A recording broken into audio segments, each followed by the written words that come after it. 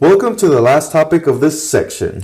Yay! Yes, you've all been so patient. But we're not done yet. Oh, that's right. By now you should have learned how hormones, inflammation, and insulin resistance are all effects of obesity, which in fact may lead to cancer. But did you know that all of these things lead to DNA damage? DNA damage? I didn't know you could damage your DNA. Seems wild, huh? But before we get into that, we have to explain a little about what DNA actually is. That's right. DNA is in everything. All living organisms contain DNA, which is basically genetic information that helps with growth, development, function, and reproduction of all living things. DNA is responsible for everything, from how we look to how our bodies function. And it is factual that oxidative stress and inflammation caused by obesity can damage DNA and block its repair. So let's go through the process of how DNA can be damaged. Think of it this way. Our DNA is constantly repairing itself. So whenever there is light stress or regular hormone imbalances that come across the DNA, it brushes them off and returns to its original state. Yes, but as we know, obesity may cause chronic irregularities.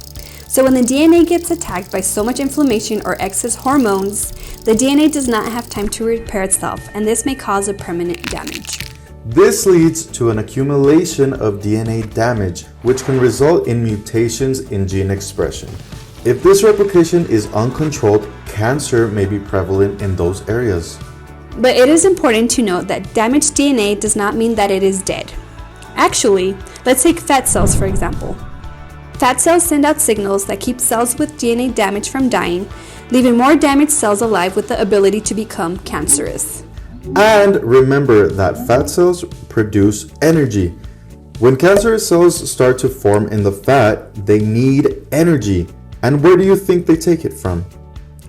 That's right, the fat cells. So these fat cells are actually feeding that cancer for it to keep growing. Now that's insane. A similar thing happens when there is excess hormones in the body. If the body has high levels of estrogen, for example, this can increase cell production, which can result in irregularities of damaged DNA, leading to tumor growth. That's why the best way to prevent this from happening is to stay physically active so your body can produce antioxidants, which protects DNA. Also, eating fruits and vegetables rich in antioxidants such as greens and root vegetables like sweet potatoes. And that, my friends, concludes this first section of the 13 obesity-related cancers. We really hope you learned something and took down really good notes from this topic.